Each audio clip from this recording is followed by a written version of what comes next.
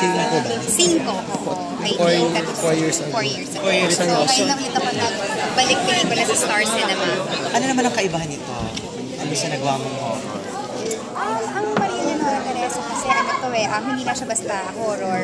May kulot siya, may puso siya, drama, may comedy din. So, pag pinanood mo siya, hindi mo naintindihan kung ano nangyari sa'yo kasi natatawa ka, naiiyak ka, natatakot ka, nakaawa ka sa mga characters, and yet, alam mo yun, natatakot ka rin for yourself.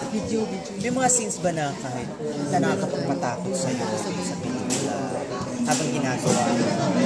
Meron po mga gano'n na kahit tapos na yung shooting, kahit tapos na eksena, parang may feeling ka na... I think siguro, Or naiuwi mo yung ba sa ano bahay? lang, yung memory lang ng mga dolls, kasi medyo creepy talaga sila, and lagi ko siyang ka-eksena. So, yung eyes talaga yung particularly na nakakatakot sa kanya. Kasi pag nag-stare ka sa mata ng manika, it looks so real. So, yun. Hindi ba nadadala sa bahay yung takot? Hindi na. Kasi di ba pag uwi ko, tatakotin ko pa ba yung sarili ko? Itutulog ko na lang yun. Nakatapag 30 yung... Oo, sinasama ko si 30 sa shoot. And nagtatambay siya dun sa tent kung saan ginagawa yung prosthetic. So, natutuwa siya kung paano yung proseso ng paggawa doon sa mga manika. Hindi siya nakakaramdam ng takot or something. Napakatapang ng anak ko. Emotionally draining ba for you to be horror as compared to, Honestly, with this one, hindi ako na-drain because I was really looking forward to shooting. Siguro kasi I've been doing rom-com and, light drama for quite some time. So, mas na-miss ko siya. So, yun, pag pumupunta ako ng set, talagang sobrang excited ako, and I look forward to doing the scenes, whether it be yung takutan or yung mga highly emotional drama scenes.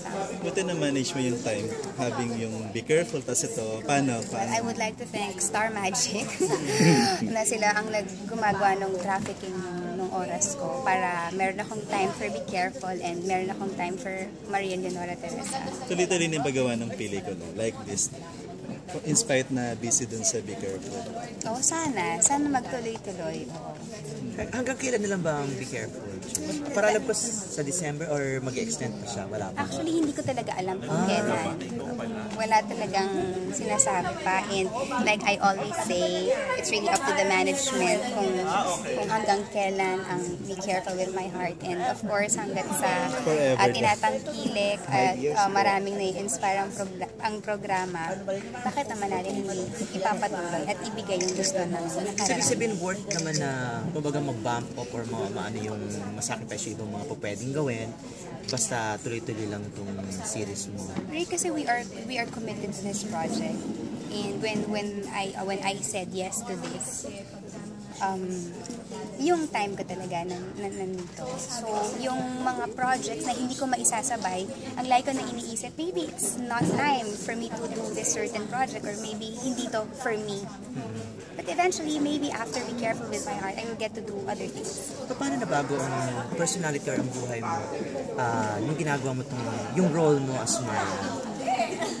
I learned from Maya because she's very positive. Minsan nga pag binabasa ko yung script, sabi ko, masyado na siyang positibo.